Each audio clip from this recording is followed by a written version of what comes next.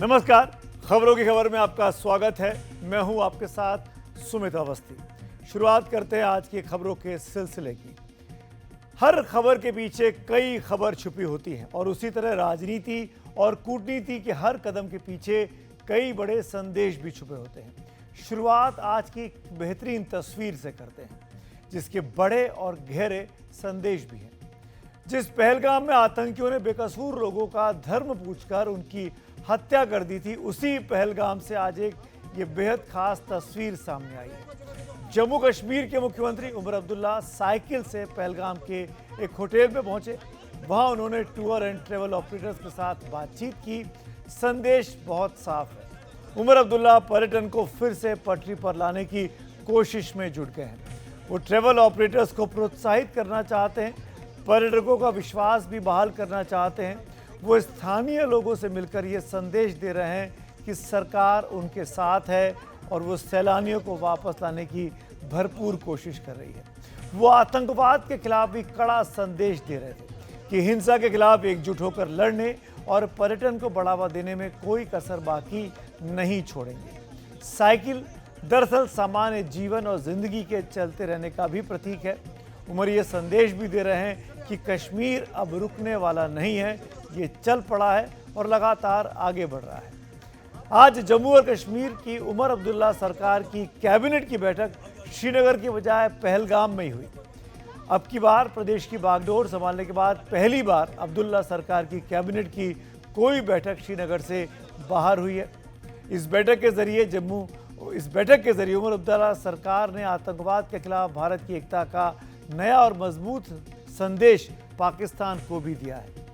आपको याद होगा कि अभी 2 हफ्ते पहले ही हमने खबरों की खबर में मुख्यमंत्री उमर अब्दुल्ला का एक इंटरव्यू दिखाया था जिसमें सीएम साहब इस बात को लेकर कॉन्फिडेंट नहीं थे कि वो जम्मू कश्मीर में आने वाले सैलानियों को सुरक्षित माहौल दे पाएंगे। उमर अब्दुल्ला ने कहा था कि अभी हम सैलानियों को बुलाने को लेकर कोई अपील नहीं करना चाहेंगे, लेकिन आज हालात बदलते दिख रहे हैं। आज इस घटना के 2 हफ्ते हुए इस इंटरव्यू के और 2 हफ्तों के भीतर ही सीएम के साथ पूरी कैबिनेट पहलगाम में मौजूद थी और संदेश दे रही थी कि अब सब जल्द ठीक होगा, टूरिस्ट भी वापस लौटेंगे। और कैसे ये सब बदल रहा है, इसको विस्तार से अगर आप जानना चाहते हैं, समझना चाहते हैं, तो हमारी ये खास रिपोर्ट देखिए।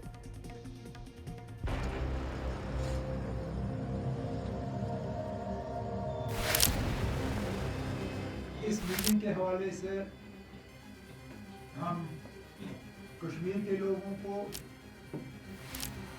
और खासकर पहलगाम के लोगों को 22 अप्रैल के हमले के बाद जो उन्होंने एक आवाज में आके तशद्दुद और खून खराबे के खिलाफ अपनी आवाज बुलंद की, उसका शुक्रिया करने के लिए और उसको सलाम करने के लिए। जहां पाकिस्तान के आतंकवादियों ने 26 बेगुनाहों का खून बहाया था, वहां से ही जम्मू और कश्मीर की कैबिनेट ने अपने भाग्य का नया फैसला लिखा।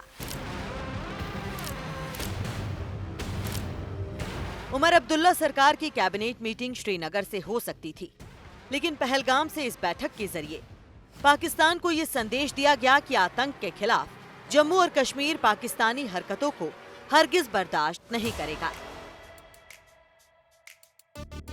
पाकिस्तान को ये भी पैगाम देने की कोशिश हुई कि जिस पहलगाम के जरिए वो डर का माहौल बनाना चाहता था, वहीं से हिंदुस्तानी एकता और भाईचारे का संदेश निकल रहा है। पूरे देश को ये संदेश देने की कोशिश हुई कि 22 अप्रैल को हुए आतंकी हमले के बाद पहलगाम की खूबसूरत वादियां फिर से सैलानियों के लिए तैयार हैं और वो आतंकी मंसूबों को कामयाब नहीं होने देंगी। और ये भी बताने की कोशिश हुई कि आने वाले दिनों में अमरनाथ यात्रा की सुरक्षा में पूरे देश के साथ जम्मू और कश्मीर भी एकजुट है।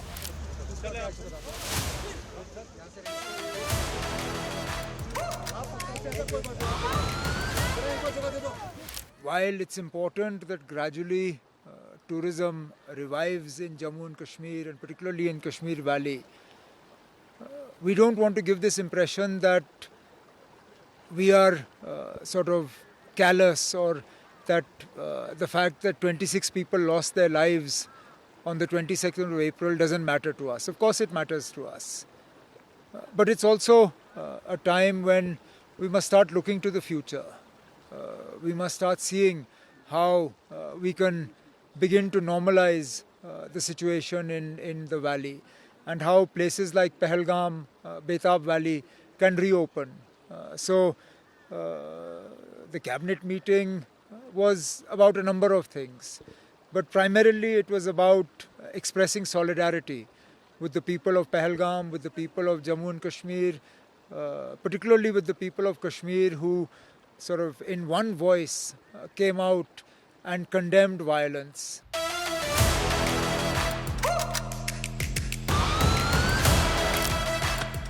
और तो और पूर्व मुख्यमंत्री फारूक अब्दुल्ला भी हौसला अफजाई के लिए पहलगाम पहुंचे थे। 87 साल के फारूक अब्दुल्ला ने अमरनाथ यात्रा को लेकर भी कहा कि बाबा भोलेनाथ का आशीर्वाद बना रहेगा। अल्लाह का शुक्र है, वो जो दबदबा था, डर था, वो निकलने लगा है और हुकूमत ने भी वो कदम उठाए हैं जिससे सिक्योरिटी सिस्टम को और मजबूत बनाया है। तो मैं समझता हूँ कि लोगों को आना चाहिए। है डर का माहौल, कौन कहता नहीं था, मगर अब डर का माहौल जो मैं समझता हूँ बहुत कम हो गया। आज भी आप देखेंगे पहलगाम में कितने लोग आ रहे हैं।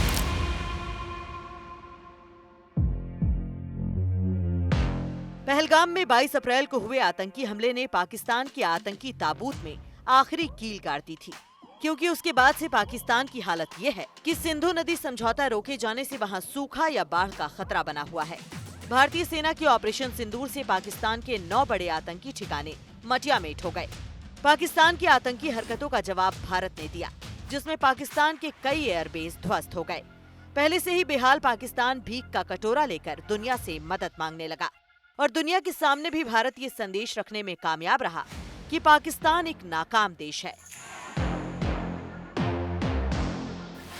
और जिस पहलगाम से एक नई शुरुआत का आगाज जम्मू कश्मीर के मुख्यमंत्री उमर अब्दुल्ला ने किया, उसी पैगाम की सौगंध लेकर प्रधानमंत्री नरेंद्र मोदी पाकिस्तान को इतना भीषण पैगाम दे चुके हैं। पाकिस्तान को आतंक की बीमारी से मुक्त करने के लिए पाकिस्तान के अवाम को आगे आना होगा, पाकिस्तान के नौजवानों को आगे आना होगा। सुख चैन की जिंदगी जियो, रोटी खाओ, वरना मेरी गोली तो है ही।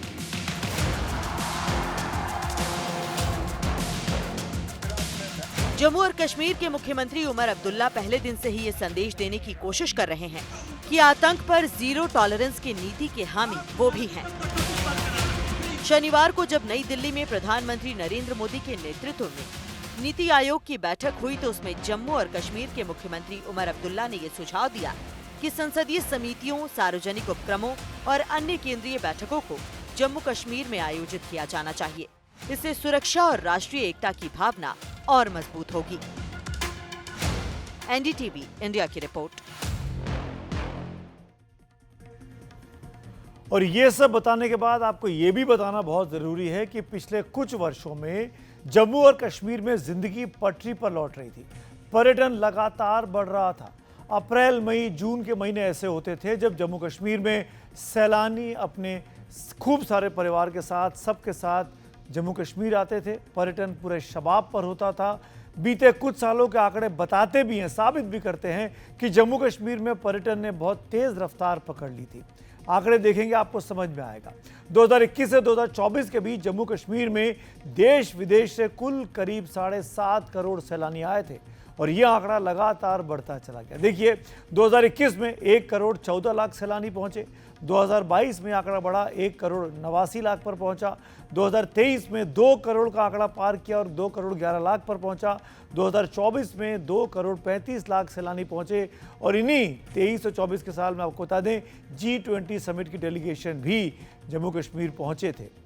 अब इस साल सैलानियों की तादाद 3 करोड़ को पार करने की उम्मीद की जा रही थी। पर्यटन उद्योग को बहुत उम्मीदें थी, लेकिन 22 अप्रैल के पहलगाम के आतंकी हमले ने सारी उम्मीदों पर तब पानी फेर दिया था। लेकिन अब हालात फिर से सुधरने लगे हैं। 22 अप्रैल के बाद अब करीब 1 महीने से ऊपर का वक्त बदला है और स्थितियां बदलती दिखाई दे रही हैं। कम से कम मुख्यमंत्री यही तस्वीर दिखा रहे हैं।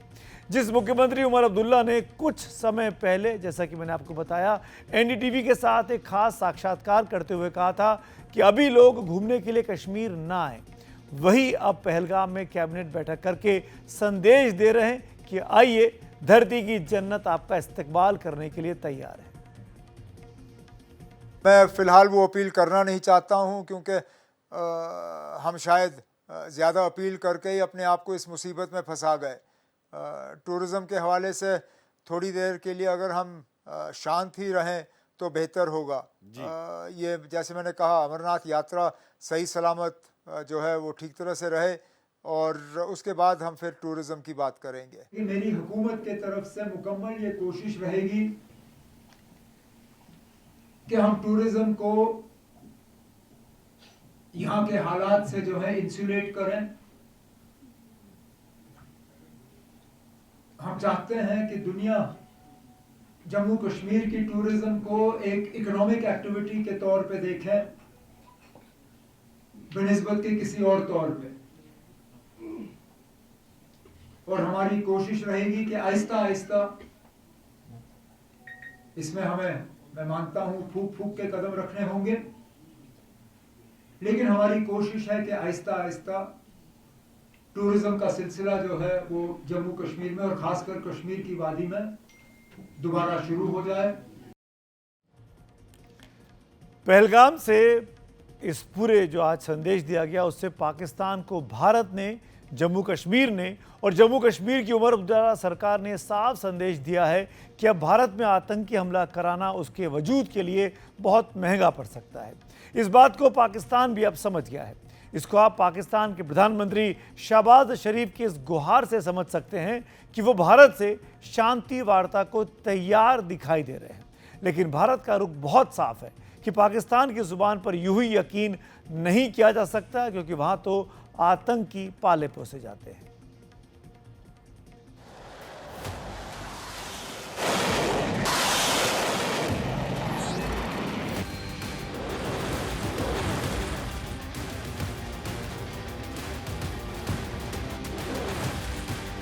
विनय न माने जल भी जड़,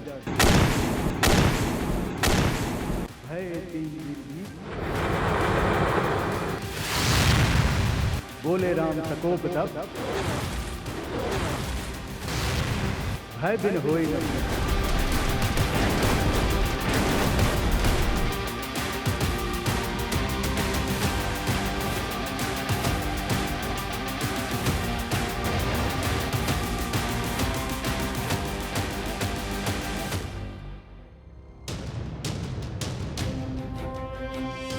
साढ़े 400 साल पहले बाबा तुलसीदास ने जो कहा था, आज पाकिस्तान पर वही सही साबित हो रहा है।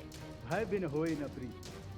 जिस पाकिस्तान ने आतंकी हमले से भारत को लहूलुहान करने की साजिश बार बार रची, जिस पाकिस्तान के पाले पोसे आतंकवादियों ने पहलगाम में 26 बेगुनाहों को मार डाला, उस पाकिस्तान पर जब भारत ने शिकंजा कसा तो अब उसे शांति की भाषा समझ में आने लगी है। आप खुद सुनिए कि पाकिस्तान के प्रधानमंत्री शहबाज शरीफ कैसे शांति शांति का जाप कर रहे हैं। We are ready to talk for the sake of peace on water issue with a neighbor. We are ready to talk to promote trade and also counter terrorism if they are serious. But if they choose to remain aggressor, then we shall defend our territory and our country like we have done. Pakistan की हुकूमत और सेना की हेकड़ी इसलिए निकल गई कि भारत ने पहलगाम के आतंकी हमले के बाद पाकिस्तान के सामने साफ कर दिया गया पाकिस्तान कि वो आतंकी हमले कराएगा तो भारत उसके आतंकी ठिकानों को मिट्टी में मिला देगा। अगर पाकिस्तान खून बहाएगा तो भारत खून और पानी साथ साथ नहीं बहने देगा। अगर पाकिस्तान अपनी सैन्य ताकत दिखाएगा तो भारत उसके सैनिक ठिकानों को भी ध्वस्त कर देगा। भारत के इस आक्रामक तेवर से पाकिस्तान की सिट्टी पिट्टी गुम है। खुद प्रधानमंत्री नरेंद्र मोदी ने साफ कर दिया है कि पाकिस्तान का आतंक का साथ और बात दोनों एक साथ नहीं चल सकते। मैं इसलिए कहता हूं अब ये प्रॉक्सी वॉर नहीं कह सकते इसको, क्योंकि जो आतंकवादियों के जनाजे निकले 6 मई के बाद जिनका कत्ल हुआ, उस जनाजे को स्टेट ऑनर दिया गया पाकिस्तान में। उनके कॉफिन पे पाकिस्तान के झंडे लगाए गए, उनकी सेना ने उनको सैल्यूट दी। ये सिद्ध करता है कि आतंकवादी गतिविधि ये प्रॉक्सी वॉर नहीं है, ये आपकी सोची समझी युद्ध की रणनीति है। आप वॉर ही कर रहे हैं। पाकिस्तान और उसके प्रधानमंत्री शहबाज शरीफ को लगता था कि भारत बस एक आध स्ट्राइक करके छोड़ देगा, लेकिन अब की बार भारत ने तय कर लिया था कि पाकिस्तान को ऐसा सबक सिखाना है कि उसकी आने वाली नस्लें भी याद रखें। इसलिए अब शहबाज शरीफ सारे मुद्दों पर भारत से बात करने की दुहाई दे रहे हैं। वो कश्मीर पर बात करना चाहते हैं, वो सिंधु जल संधि पर बात करना चाहते हैं, बल्कि जो आतंकवाद पाकिस्तान की रोजी रोटी का जरिया बना था, उस आतंकवाद पर भी बात करना चाहते हैं।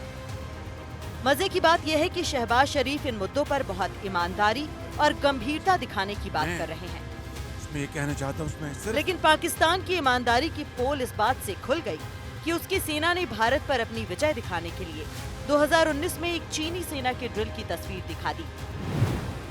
AIMIM के अध्यक्ष असदुद्दीन ओवैसी ने पाकिस्तान के इस झूठ और पाखंड की पोल खोल दी। Stupid jokers. Pakistani army chief had gifted a photo to the Pakistani Prime Minister Shehbaz Sharif. President of Pakistan was there, the Speaker of National Assembly was there. And these stupid jokers, they want to compete with India. They had given a photograph of a 2019 Chinese army drill, claiming it's a victory over India. Now this is what Pakistan indulges in. नकल करने के लिए अकल भी चाहिए, इन नालायकों को अकल भी नहीं है. So, and that is why you must not, whatever Pakistan is saying, don't even take it with a pinch of salt. Pakistan बेहाल है। उस बेहाली और बदहवासी में ही पाकिस्तानी प्रधानमंत्री शहबाज शरीफ अपने आर्मी चीफ आसिम मुनीर समेत तमाम सेना के अधिकारियों के साथ 25 मई से ही कई मुस्लिम देशों में भटक रहे हैं। वो 30 मई तक तुर्की, ईरान, अजरबैजान और ताजिकिस्तान का दौरा कर रहे हैं। लेकिन ईरान से दिए गए उनके बयान को भारत गंभीरता से नहीं ले रहा, क्योंकि भारत का रुख साफ है कि बात होगी तो पाकिस्तानी कब्जे वाले कश्मीर पर होगी और बात होगी तो आतंकवाद के मुद्दे पर होगी। साफ है कि अब की बार भारत पाकिस्तान के आतंकी चेहरे को पूरी तरह बेनकाब कर देना चाहता है। NDTV इंडिया की रिपोर्ट। आपको हम अब थोड़ी ही देर में बताएंगे कि आखिर बॉर्डर पर भारत की किस तैयारी से बांग्लादेश टेंशन में है, लेकिन उसके पहले खास तस्वीर देखिए। बांग्लादेश से भारत में घुसने की कोशिश कर रहे लोगों के एक जत्थे को कैसे BSF ने वापस खदेड़ दिया।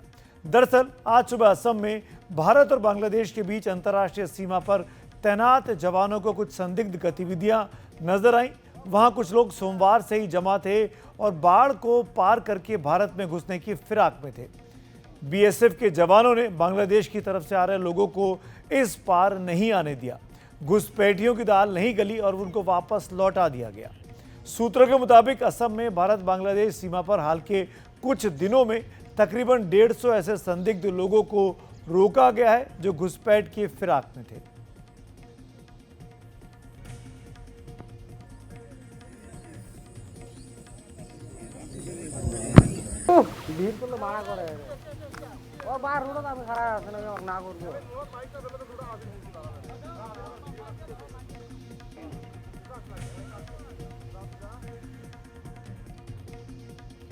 भारत की तैयारी पूरी है कि देश के किसी भी हिस्से में किसी भी बॉर्डर पर कोई दुस्साहस कभी ना कर सके, और साथ में यह भी कि सुरक्षा कवच भी मजबूत हो और विकास का पहिया भी तेजी से आगे बढ़े। इसी कोशिश में त्रिपुरा में 3 दशक से बंद पड़े एक हवाई अड्डे को दोबारा शुरू किया जा रहा है। यह हवाई अड्डा क्यों अहम है, अगर आप ये रिपोर्ट पूरी देखेंगे तो सब बात समझ जाएंगे।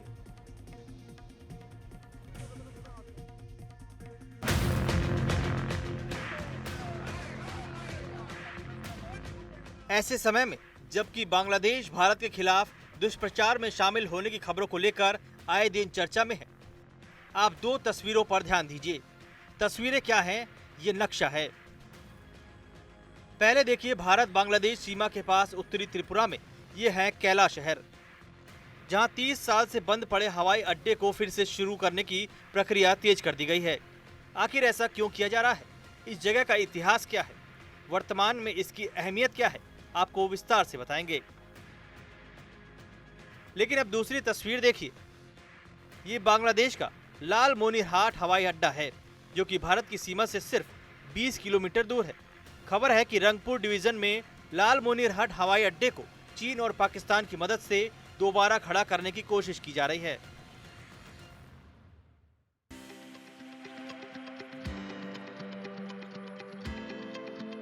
अब फिर से कैला शहर में लौटते हैं, जो कि त्रिपुरा के उनाकोटी जिले में है। ऐसा माना जा रहा है कि कैला शहर एयरपोर्ट के जरिए जल्द ही विमानों की आवाजाही शुरू होगी। सोमवार को AAI यानी एयरपोर्ट अथॉरिटी ऑफ इंडिया की टीम के साथ एक प्रतिनिधिमंडल यहां पहुंचा और हवाई अड्डे के मौजूदा हालात की जानकारी ली। Preliminary observations are made and we are categorically taking up Kailasha Airport for development, and we are seeing the feasibility of which type of operations can be taken up for future planning. कैला शहर airport पिछले करीब 3 दशक से बंद पड़ा है, लेकिन 1971 के युद्ध में ये बहुत काम आया था।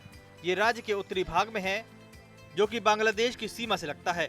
71 की जंग में यहाँ से कई ऑपरेशन हुए और सर्विलांस में इसका इस्तेमाल हुआ था। इस हवाई अड्डे से ऑपरेशन किलो फ्लाइट को अंजाम दिया गया था। ऑपरेशन किलो फ्लाइट के जरिए ही पाकिस्तानी सेना की रसद को कमजोर किया गया था और बांग्लादेश वायुसेना की नींव रखी गई थी।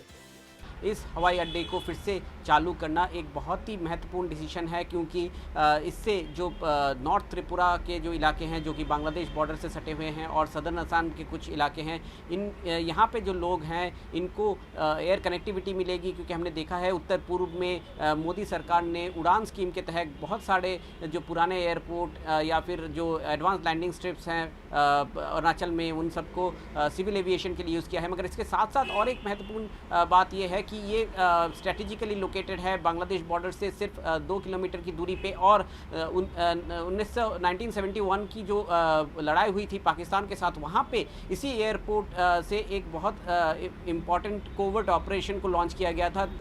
दरअसल कैला शहर हवाई अड्डे को फिर से शुरू करने की मांग स्थानीय संगठन लंबे समय से कर रहे हैं। अब इन तस्वीरों ने उत्तरी त्रिपुरा और पड़ोसी असम के कछार जिले की उम्मीदें बढ़ा दी हैं। एक लंबी मांग शायद हकीकत में तब्दील होने जा रही है। रत्नदीप चौधरी की रिपोर्ट, NDTV इंडिया। और अब एक ऐसी खबर की ओर आगे बढ़ते हैं जो आपके हमसे सीधे तौर पर जुड़ी हुई है। मैं कहना चाहूंगा, आपकी लिफ्ट यात्रा मंगलमय हो। आप इस बात को मजाक मत समझिए। जब आए दिन लिफ्ट में फंसने की खबरें सामने आने लगे तो मजबूरी में हमें रेल यात्रा और हवाई यात्रा पर जाने वालों की तरह लिफ्ट में यात्रा करने वालों को भी इसी तरह अपनी शुभकामनाएं देनी पड़ेंगी।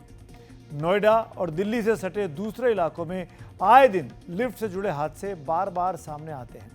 इस बार एक अस्पताल में ऐसी ही घटना सामने आई है।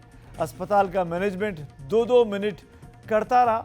16 लोग, जी हाँ, 1-2 नहीं, 16 लोग कम से कम आधे घंटे तक लिफ्ट में फंसे रहे। कोहराम मच गया, टेंशन हो गया। क्या कुछ हुआ, आइए देखते हैं इस रिपोर्ट में।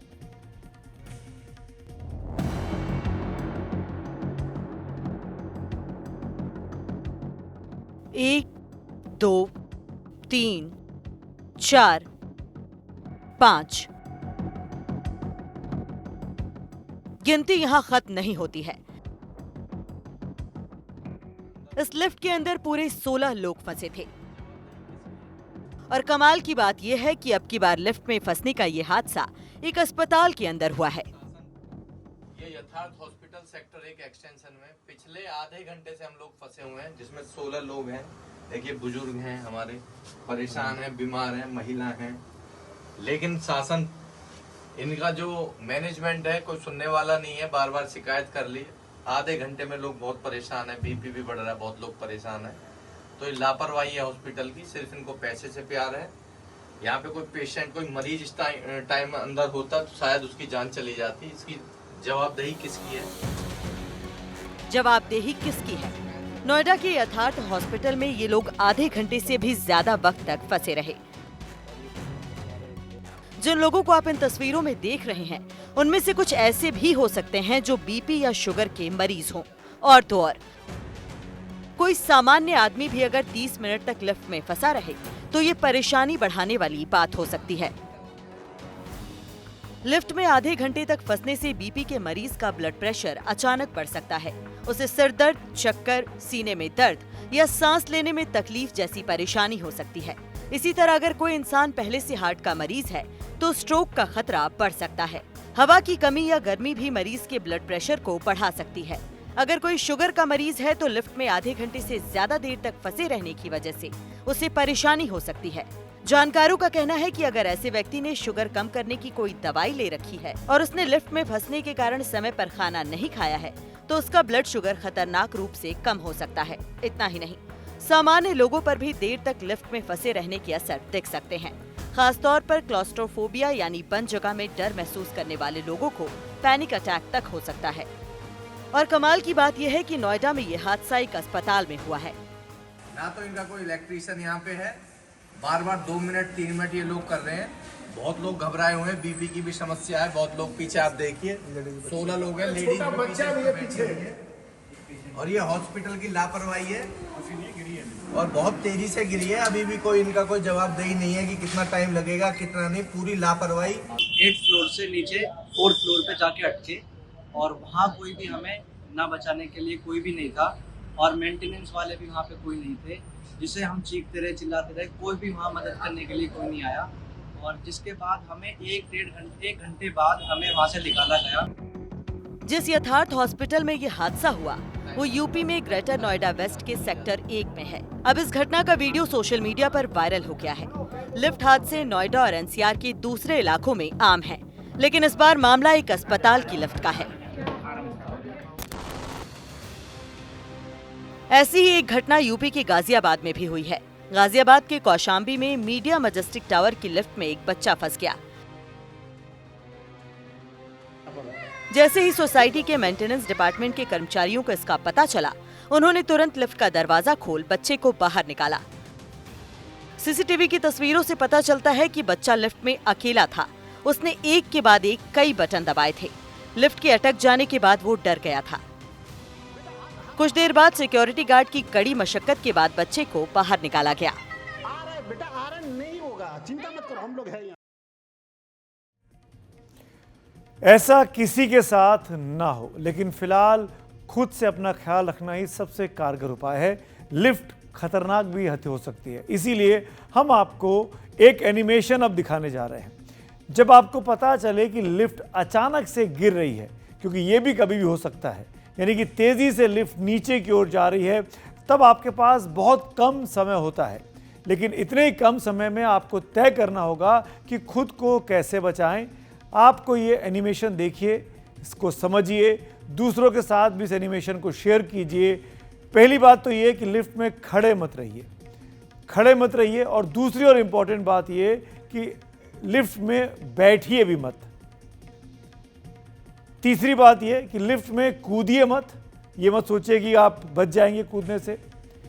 सबसे इंपॉर्टेंट चीज़ है बचने के लिए कि पीठ के बल लेट जाइए। ये सबसे सही तरीका। जब लिफ्ट तेज़ी से नीचे जा रही हो, अपने सर को लिफ्ट के फ्लोर से मत लगाइएगा, सर को लिफ्ट के फ्लोर से ऊपर रखिएगा जब भी आप लिफ्ट में लेटें। अगर आप लिफ्ट में कई लोग, ज़्यादा लोग हैं, तो जितने लोग लेट सकते हैं, जितने लोग एक दूसरे के ऊपर लेट सकते हैं, वैसे लेट कर अपने आप को कम से कम चोट लगने से आप उसके लिए तैयार कर सकते हैं। क्योंकि अगर आप खड़े रहेंगे तो चोट लग सकती है, बैठेंगे उकड़ू तो गिर जाएंगे, चोट लग सकती है, कूदते रहेंगे तो और चोट लग सकती है। एकमात्र सबसे सुरक्षित तरीका है कि लिफ्ट में लेट जाया जाए, लेकिन सर को ऊपर रखा जाए फ्लोर से।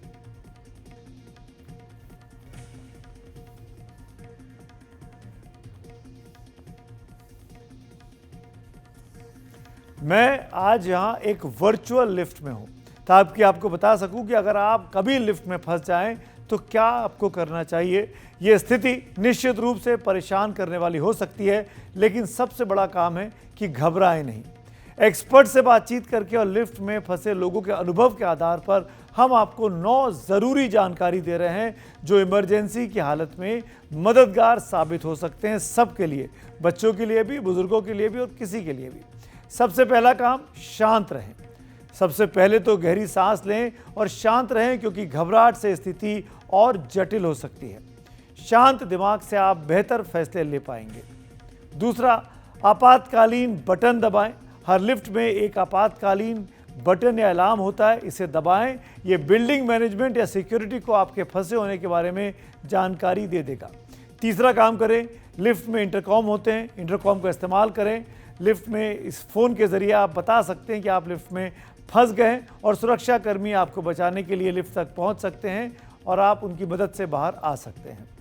चौथा काम, मोबाइल से मदद लीजिए। अगर इंटरकॉम काम नहीं कर रहा है लिफ्ट का, तो अपने मोबाइल फ़ोन से मैनेजमेंट को कॉल करें। आजकल लिफ्ट में सारे इमरजेंसी नंबर्स लिखे ज़रूरी हो गए हैं, उस लिफ्ट में भी नंबर लिखा होगा। आप अपने मोबाइल से फ़ोन कर लोगों को बुला सकते हैं। कोई जवाब अगर ना दे तो आप पुलिस को या फायर डिपार्टमेंट को भी इमरजेंसी फ़ोन कर सकते हैं। ग्रेटर नोएडा के केस में लोगों ने सोशल मीडिया पर वीडियो डाला, ये भी कारगर साबित हुआ। पांचवा काम करें, दरवाजे खोलने की कोशिश बिल्कुल ना करें। ध्यान दें, कभी भी लिफ्ट के दरवाजे ज़बरदस्ती खोलने की कोशिश नहीं करनी चाहिए। ये खतरनाक हो सकता है और आपकी सुरक्षा को जोखिम में डाल सकता है। छठा काम, वेंटिलेशन का ध्यान रखें। ज़्यादातर लिफ्ट में वेंटिलेशन सिस्टम होता है। डॉक्टरों का कहना है कि अगर गर्मी लगे तो कम हिले डुलें ताकि ऑक्सीजन का उपयोग कम से कम हो और आप शांत रहकर अपनी मदद कर सकते हैं और अपने मददगार का इंतज़ार कर सकते हैं। पैनिक करने से, घबराने से काम खराब हो सकता है। सातवां काम करें, परिवार या दोस्तों को सूचित करें। मोबाइल फ़ोन से अपने परिवार या दोस्तों को घटना की जानकारी दें ताकि वो आपकी मदद कर सकें। आठवां काम, ध्यान अपना भटकाएं, तनाव कम करें। मदद के इंतज़ार के दौरान तनाव कम करने के लिए अपने दिमाग को व्यस्त रखें, सकारात्मक बातें सोचें, कुछ ऐसी चीज़ों का ख्याल करें जिससे चेहरे पर मुस्कुराहट रहे और मन शांत रहे। नौवां, इस्तेमाल से पहले जांच लें कि हालांकि ऐसा हमेशा संभव नहीं है, लेकिन लिफ्ट के इस्तेमाल से पहले सुनिश्चित कर लें कि उसमें आपातकालीन सुविधाएं काम कर रही हैं या नहीं काम कर रही हैं। ये बहुत इम्पॉर्टेंट है, लेकिन ये हर जगह कर पाना संभव भी नहीं होता है। तो ये 9 काम अगर आप करेंगे तो आप लिफ्ट में फंसने पर भी सुरक्षित बाहर आ सकते हैं। सिर्फ शांत रहना है, धैर्य बनाकर रखना है। लिफ्ट हादसे की गंभीरता को ध्यान में रखते हुए उत्तर प्रदेश की सरकार ने लिफ्ट एक्ट 2024 को लागू किया था। आपको याद होगा, इस एक्ट के तहत लिफ्ट लगाने वाली कंपनी का रजिस्ट्रेशन अनिवार्य है। कानून ये भी कहता है कि लिफ्ट हादसा होने पर बिल्डिंग के मालिक को 24 घंटे के भीतर डीएम या संबंधित अथॉरिटी को इसकी जानकारी देनी होगी। इस पर विस्तार से जानकारी दे रहे हैं हमारे सहयोगी लखनऊ से रणवीर। लिफ्ट खराब होना और लिफ्ट से जुड़े हादसे होना ये उत्तर प्रदेश में सामान्य बात हो गई थी, क्योंकि उत्तर प्रदेश अब वो राज्य है जहां पर बहुत बड़ी बड़ी इमारतें दिखाई देती हैं। और ये जो हादसे हैं, इन हादसों को देखते हुए राज्य सरकार ने एक लिफ्ट एक्ट बनाया। 26 फरवरी 2024 को ये लिफ्ट एक्ट लागू हुआ और उत्तर प्रदेश देश का 11वां राज्य था जिसने लिफ्ट से जुड़ा ये कानून बनाया। अब अगर बात करें इस कानून के तहत बनाए गए नियमों को, तो लोगों की सुरक्षा के लिहाज से कई ऐसे निर्देश ये लिफ्ट एक्ट में दिए गए हैं जिससे कि लिफ्ट सुरक्षित हो सके। जैसे मैं जिस लिफ्ट में खड़ा हूँ, ये एक बहुत पुरानी लिफ्ट है और अगर यहाँ नियमों की हम बात करें तो नियम ये कहता है कि इस लिफ्ट के अंदर एक फ़ोन होना चाहिए, लेकिन आप देखिए कि यहाँ पर कोई फ़ोन पूरी लिफ्ट में नहीं दिखाई दे रहा है। यानी कि अगर हमको लिफ्ट ऑपरेटर से बात करनी हो तो यहाँ पर बात करने का कोई सुविधा यहाँ पे नहीं दी गई है। सिर्फ एक स्टॉप बटन यहाँ पर इमरजेंसी के लिए दिया गया है और एक इमरजेंसी का बटन है जिसको दबाएंगे तो शायद इसमें इमरजेंसी का जो आवाज़ जो आती है बेल की, वो आवाज़ आएगी। दूसरा नियम ये कहता है कि इसमें ऑटोमेटिक रेस्क्यू मशीन लगानी ज़रूरी है, लेकिन ये चूँकि पुरानी लिफ्ट है तो इसमें वो भी दिखाई नहीं दे रहा है। एक और नियम है जिसमें ये लिफ्ट में ऑपरेटर का नाम और नंबर मोटे अक्षरों में लिख के दिखाना होगा, लेकिन आप देखिए कि यहाँ एक सेफ्टी से जुड़ा एक यहाँ स्टिकर लगा हुआ है जिसमें टोल फ्री नंबर, जो कंपनी है जिसने ये लिफ्ट लगाई है उसका टोल फ्री नंबर दिया है, लेकिन किसी भी ऑपरेटर का यहाँ पर नाम या नंबर नहीं दिया गया है। अब अगर चौथे नियम की बात करें तो सीसीटीवी लगाने की बात है। एक सीसीटीवी यहाँ ज़रूर लगा दिखाई दे रहा है। साथ ही इन केस अगर ये लिफ्ट ख़राब हो जाती है तो लिफ्ट में पर्याप्त रोशनी हो, ये भी कहा गया है, तो यहाँ लाइट भी लगी हुई दिखाई दे रही है। इसके अलावा इस लिफ्ट को लेकर के नियम ये कहता है कि जब भी लिफ्ट लगानी होगी तो जो बिल्डर होगा या कोई व्यक्ति जिसको भी लिफ्ट लगानी है वो लोकल अथॉरिटीज़ में जाएगा, परमिशन लेगा और उस परमिशन के आधार पे लिफ्ट लगाने की जब उसको परमिशन मिलेगी तब वो लगाएगा। साथ ही एनुअल मेंटेनेंस को लेकर के भी एक नियम है कि हर साल इसको मेंटेन करने के लिए एक नियम बनाया जाएगा और मॉक ड्रिल भी कराई जाएगी कि अगर लिफ्ट ख़राब हो जाए या लिफ्ट से जुड़ा कोई हादसा हो जाए तो उस कंडीशन में मॉक ड्रिल करके कैसे लोगों को बचाया जा सकता है ये भी किया जाए। यानी कि लिफ्ट लगाना हो या लिफ्ट में रेनोवेशन करना हो, दोनों ही परिस्थितियों में जो अथॉरिटीज़ हैं, चाहे वो बिल्डर हो, RWA हो, एसोसिएशन ऑफ अलॉटीज़ हो या कोई इंडिविजुअल हो, जो भी लिफ्ट लगाएगा, जो भी संस्थान लिफ्ट लगाएगी उसे परमिशन लेनी होगी। और अगर लिफ्ट से जुड़ा कोई हादसा होता है तो जिलाधिकारी समेत जितनी भी अथॉरिटीज़ हैं उन अथॉरिटीज़ को 24 घंटे के भीतर उन्हें बताना होगा कि लिफ्ट में इस तरह की घटना हुई है। ये नियम तो बन गया और इस नियम को बने 1.25 साल हो भी गए, लेकिन अभी भी स्थिति क्या है इस लिफ्ट को देख करके आप समझ सकते हैं, क्योंकि यहाँ पर एक बेहद पुरानी लिफ्ट है जिस लिफ्ट में आप देखिए कि जो दरवाजे हैं उसमें भी खैर क्रैक्स हैं। और अगर अंदर की बात करें तो जैसा मैंने आपको बताया है कि नियमों के मुताबिक ना फ़ोन है, ना ही यहाँ पर किसी तरह ऑपरेटर का नंबर है और इस तरह से जो लिफ्ट लगाई गई हैं वो काम तो चला रही हैं लेकिन नियमों को अभी भी मान नहीं रही हैं। ऐसे में उम्मीद है कि जो ताज़ा घटना लिफ्ट से जुड़ी हुई है एक अस्पताल के अंदर, उस अस्पताल की घटना से सबक लेते हुए जो लिफ्ट एक्ट है उसको लागू करने के लिए राज्य सरकार और ज़्यादा कड़े कदम उठाएगी और साथ ही ये सुनिश्चित करेगी कि जहाँ भी लिफ्ट है उस लिफ्ट में लिफ्ट एक्ट लागू ज़रूर हो।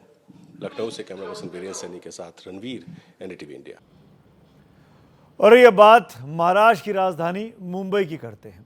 बारिश से मुंबई पानी पानी हो रही है, हम लगातार उसकी रिपोर्टिंग आपको दिखा रहे हैं, लेकिन इससे ज्यादा मुंबई की लाइफलाइन कही जाने वाली मीठी नदी में भ्रष्टाचार पर हो रही राजनीति से भी मुंबई पानी पानी हो रही है। उसकी सफाई को लेकर बड़े घोटाले का खुलासा हुआ है जिसमें बॉलीवुड अभिनेता डीनो मौर्या पर भी उंगलियां उठी हैं।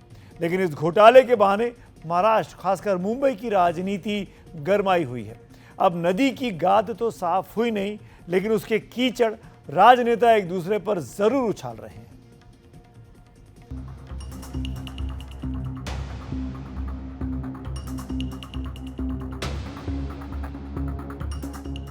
इस मीठी नदी में मुंबई की जान है। इस मीठी नदी से मुंबई की प्यास बुझती है। इस मीठी नदी से मुंबई के उद्योग धंधे चलते हैं, लेकिन राजनीति की गंदी नाली में जाकर ये मीठी नदी ठिठक गई है। इस नदी की सफाई में हुए घोटाले में फिल्म अभिनेता डीनो मौर्या से पूछताछ राजनीतिक विवाद तक पहुंच गया है। सामने डीनो मौर्या का नाम है, लेकिन बीजेपी और एकनाथ शिंदे गुट की शिवसेना पूछ रही है कि मौर्य का आदित्य ठाकरे से क्या रिश्ता है। जिस मीठी नदी के कारण, मीठी नदी के कारण 2005 में स्थिति गंभीर हुई थी, उसमें 1000 करोड़ रुपया खर्चा हुआ। वो कॉन्ट्रैक्टर के ऊपर अभी EOW और SCB इंक्वायरी कर रही है। आदित्य जी वो किसके दोस्त है, वो कलाकार किसके दोस्त है? आदित्य जी इसका जवाब दे तो दोषी कोण आहे सामने आएगा। आपण भ्रष्टाचारी आहात आणि हे वेळोवेळी आपल्या कृतीतून दिसून आलेलं आहे। आपने भ्रष्टाचार किया है और यह बार बार सामने भी आया है। डीनो मौर्या का नाम सामने आया है, वह किससे जुड़ा है और किसके साथ घूमता है। आपका जो नाइट कल्चर है वो किससे जुड़ा है, यह बात मीडिया को भी पता है। सर्व मीडियाला माहिती है। समय से पहले आए मॉनसून ने मुंबई की सीवेज सिस्टम की पोल खोलकर रख दी। एक तरफ मुंबई के लोगों के जीवन में मुश्किलें भर आई तो दूसरी तरफ मीठी नदी पर घोटाले में सियासी बाढ़ आ गई। दरअसल 2005 के मुंबई बाढ़ के बाद से अपनी खराब स्थिति और प्रदूषण के लिए सुर्खियों में आ गई। इसकी सफाई के लिए योजनाएं भी बनी, लेकिन भ्रष्टाचार और लापरवाही के आरोपों में बह गई। एक तरफ महाराष्ट्र सरकार से जुड़े लोग सालों तक बीएमसी चलाने वाली उद्धव ठाकरे की शिवसेना को मुंबई की हालत के लिए जिम्मेदार बता रहे हैं, तो दूसरी तरफ उद्धव ठाकरे की पार्टी कह रही है कि इसके लिए जिम्मेदार बीजेपी और एकनाथ शिंदे है। मुझे मुंबईकरों को जवाब चाहिए कि कल जो हालत हुए है वो भाजपा ने मुंबई के ऐसे हाल क्यों कर रखे। भाजपा को मुंबई के बारे में इतना मन में द्वेष क्यों है। भाजपा महाराष्ट्र को क्यों खत्म करना चाहती है। भाजपा की सरकार हो या फिर भ्रष्टनाथ शिंदे की सरकार हो, जो भी रोड स्कैम करके रखा है वो तो अभी हम महसूस भी करने लगे। पिछले 2 साल तो मैं सिर्फ चिल्ला रहा था, अभी तो वो पैसा देके आगे भी निकल गए, कॉन्ट्रैक्टर्स को पैसा खा गए। पैसा कहाँ गया पता नहीं, लेकिन राजनीति भी व्यस्त है। सरकार देख रही नहीं है मुंबई के इंफ्रास्ट्रक्चर को। एक दूसरे पर आरोपों के बीच ये जान लेना जरूरी है कि मीठी नदी घोटाला है क्या। मीठी नदी की सफाई और डीसिल्टिंग यानी गाद हटाने के लिए दिए गए भ्रष्टाचार और अनियमितताओं का सवाल उठा। मीठी नदी की सफाई के लिए बीएमसी ने ठेकेदारों को करोड़ों रुपए के ठेके दिए थे। इनमें आरोप है कि इनमें से कई ठेकों में हेराफेरी की गई, फर्जी बिल बनाए गए और काम पूरा न होने के बावजूद अधिक भुगतान किए गए। एक विशेष मामले में 8 करोड़ रुपए के ठेके के लिए 17 करोड़ रुपए का भुगतान किया गया। इस तरह करीब 65 करोड़ रुपए के भ्रष्टाचार का अनुमान लगाया गया। ठेकेदारों ने टेंडर प्रक्रिया में अनियमितताएं की, जिसके तहत चुनिंदा कंपनियों को लाभ पहुंचाने के लिए शर्तें तय की गई। फर्जी बिलों और अधूरे काम के जरिए सार्वजनिक धन की लूट का आरोप भी लगा। बल्कि बीजेपी नेता प्रदीप लाड ने तो मुंबई पुलिस कमिश्नर से मुलाकात करके उससे जुड़े दस्तावेज दिए और आरोप लगाया कि मीठी नदी सफाई घोटाला 65 करोड़ का नहीं बल्कि 1150 करोड़ का है। ये पूरा भ्रष्टाचार है और ये भ्रष्टाचार सिर्फ 65 करोड़ का नहीं है, तो 15 साल में ये 1200 करोड़ के ऊपर का भ्रष्टाचार है, जिसमें इन लोगों को अरेस्ट करके आगे की इंक्वायरी करनी चाहिए। ये मांग मैंने माननीय पुलिस आयुक्त को की है। और जब इस मामले में प्रवर्तन निदेशालय यानी ईडी ने भी जांच शुरू की तो फिल्म अभिनेता डिनो मोरिया का नाम आया। डिनो मोरिया और उनके भाई सेंटिनो मोरिया से मुंबई पुलिस की आर्थिक अपराध शाखा यानी ईओडब्ल्यू ने इस मामले में पूछताछ की। डिनो का नाम कॉल डिटेल्स के आधार पर मुख्य आरोपी के साथ जुड़ा बताया गया। हालांकि वो घोटाले में शामिल है या नहीं अभी जांच के दायरे में है। 2 व्यक्तियों केतन कदम और जय जोशी को इस घोटाले के सिलसिले में गिरफ्तार किया गया। मुंबई की बारिश हमेशा से ही मुसीबत का सबब बनती रही है, लेकिन उससे भी ज्यादा मुश्किलें भ्रष्टाचार की बारिश बढ़ा देती है। हालांकि बीएमसी के चुनाव में कुछ महीने बचे हैं, लेकिन बारिश के बीच लोगों की तकलीफ से ज्यादा राजनीति हावी हो गई है। मुंबई की पहचान कही जाने वाली मीठी नदी में जमे गाद की सफाई होनी थी, लेकिन उस पर भ्रष्टाचार की गाद जमने लगी और अब तो चुनावी राजनीति की गाद भी जम रही है। ऐसे में सवाल खड़ा होता है कि मुंबईकर कब तक बारिश के जमा पानी से परेशान रहेंगे और सियासत सत्ता का हिसाब किताब ढूंढती रहेगी। मुंबई से पारस दामा और रौनक कुकड़े के साथ अभिषेक अवस्थी, एनडीटीवी इंडिया, मुंबई। देश भर में कोरोना के मामलों की संख्या धीरे धीरे बढ़ रही है। जिस वक्त देश में 1110 कोरोना के मामले हैं, केरल में सबसे ज्यादा 430 मरीज अब तक सामने आए हैं। पिछले 1 हफ्ते से देश भर में हर दिन औसतन 145 नए मामले सामने आ रहे हैं। हालांकि ये मामले गंभीर नहीं है।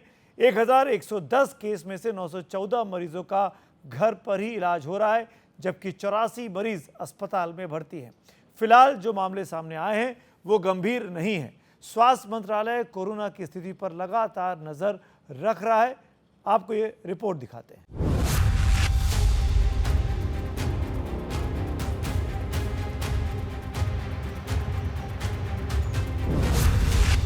वो दौर जब पहली बार कोरोना ने दस्तक दी थी तो 2 साल तक दुनिया थम गई।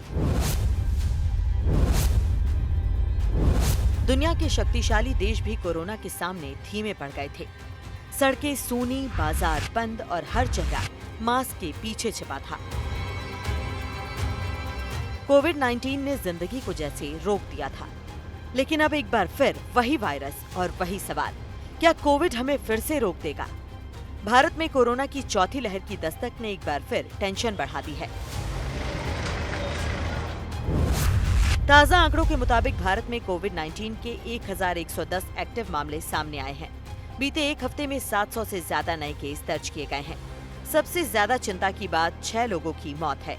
केरल में 430 मामले, महाराष्ट्र में 209, दिल्ली में 104, गुजरात में 83, तमिलनाडु में 69, उत्तर प्रदेश में 15 और बंगाल में 12 मामले सामने आए हैं। नए केस ने स्वास्थ्य विभाग को अलर्ट मोड में डाल दिया है। वहीं अगर बात करें मौत के आंकड़ों की तो महाराष्ट्र में कोरोना ने टेंशन बढ़ाई है। यहाँ 3 लोगों की मौत हुई है। वहीं केरल में 2 और कर्नाटक में 1 व्यक्ति की कोरोना से मौत हुई है। फिलहाल जो मामले आ रहे हैं वो इतने गंभीर नहीं हैं, लेकिन स्वास्थ्य मंत्रालय कोरोना की स्थिति पर लगातार नजर बनाए हुए है।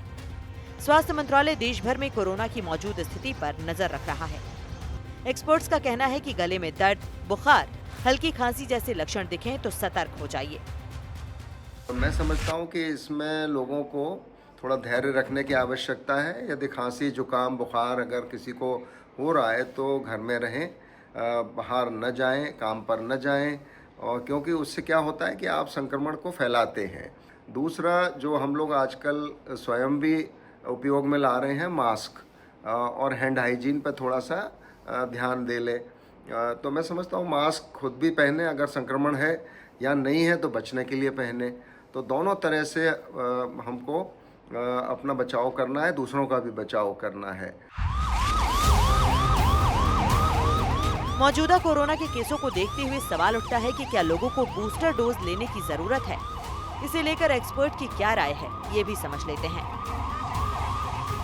मुझे नहीं लगता बूस्टर डोज भी जो इसके विशेषज्ञ हैं वो सब इसके विपरीत हमको परामर्श दे रहे हैं कि कोई आवश्यकता नहीं है कोविड के बूस्टर डोज लगवाने की। और यदि आपको खांसी, जुकाम, बुखार, सिर में दर्द, बदन में दर्द, मांसपेशियों में टूट होती भी है तो उसके लिए जो सबसे सुरक्षित दवा है वो पैरासीटामोल है।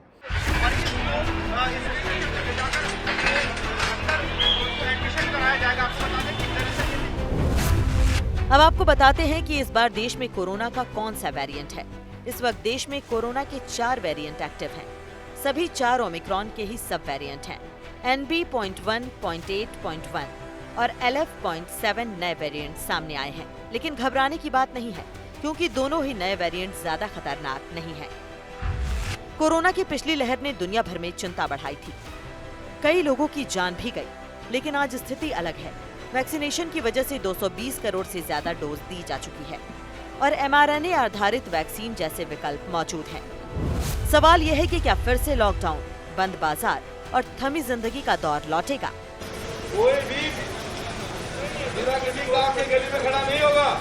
विशेषज्ञों का कहना है कि फिलहाल ऐसी नौबत नहीं है। सामान लेने के लिए एक आदमी घर से बाहर आए, बिना किसी काम के कोई घर से बाहर नहीं आएगा। मैं नहीं समझता कि अभी कोई लॉकडाउन जैसी स्थिति आने वाली है निकट भविष्य में, क्योंकि ये सर्ज वायरल संक्रमण की सर्दियों में भी होती है, गर्मियों में भी होती है इस दौरान जो हम देखते हैं। कोविड ने हमें पहले भी हौसला रखना सिखाया था और अब फिर वही वक्त है। सावधानी और जागरूकता हमारा हथियार है। मास्क पहनें, टेस्ट कराएं और सुरक्षित रहें, क्योंकि ये जंग हम पहले जीत चुके हैं और एक बार फिर जीतेंगे। Bureau report, NDTV India.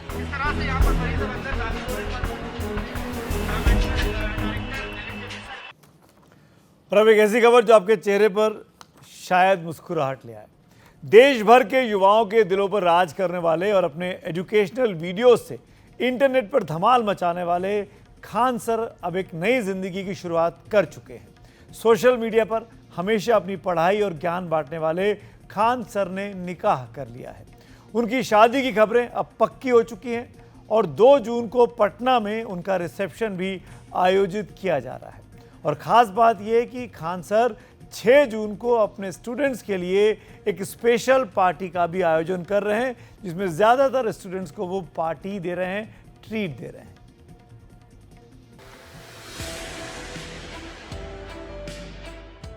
बच्चों और खासकर प्रतियोगी परीक्षाओं की तैयारी करने वाले छात्रों के बीच सुपरहिट शिक्षक खान सर ने एक बार फिर सुर्खियां बटोर ली हैं। इस बार खबर पढ़ाई या उनके मजेदार बयानों की नहीं, बल्कि उनकी शादी की है। जी हाँ, खान सर ने चुपके से शादी रचा ली और इस बात का खुलासा उन्होंने अपनी कोचिंग क्लास में छात्रों के सामने बड़े ही मजेदार अंदाज में दिया। अब फिर हल्ला करोगे तुम, पूरा बात नहीं सुनोगे।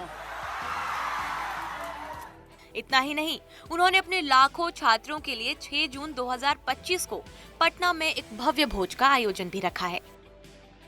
हालांकि खान सर ने अपनी निजी जिंदगी को हमेशा निजी रखने की कोशिश की है, इसलिए उनकी पत्नी के बारे में ज्यादा जानकारी अभी सार्वजनिक नहीं की गई। खबरों की माने तो 26 मई को उनकी शादी हुई थी और भारत पाकिस्तान तनाव की वजह से इसे गोपनीय रखा गया। खान सर ने बताया कि युद्ध के दौरान हमारा ब्याह हो गया और अब आपके लिए हम भोज की व्यवस्था कर रहे हैं। इसी युद्ध के दौरान हम ब्याह भी कर लिए थे। हाँ, भोज हम सोच रहे हैं 6 जून के लिए, ठीक है, 6 जून के आसपास। 2 जून 2025 को पटना में एक रिसेप्शन पार्टी का आयोजन भी होगा, जिसमें खान सर अपने करीबी रिश्तेदारों और दोस्तों के साथ इस खुशी को साझा करेंगे।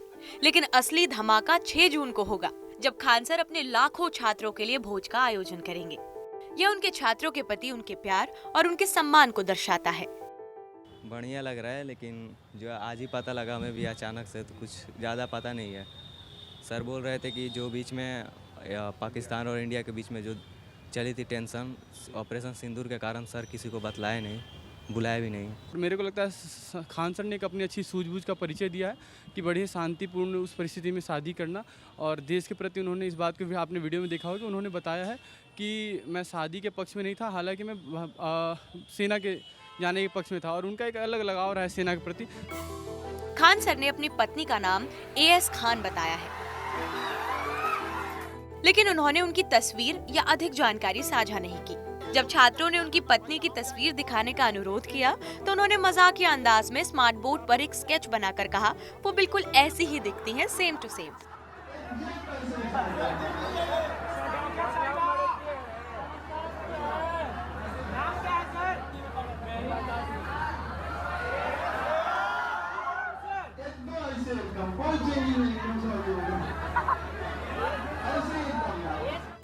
खान सर की इस नई पारी के लिए हम सब की ओर से उन्हें ढेर सारी शुभकामनाएं। उनके इस भोज में शामिल होने की उत्सुकता हर किसी को है, और ये तो तय है कि यह आयोजन भी उनके पढ़ाने के तरीके की तरह यादगार और अनोखा होगा। Bureau report, NDTV India. तो खान सर को खूब सारी शुभकामनाएं। आज मेरे साथ खबरों की खबर में इतना ही। शुभ रात्रि।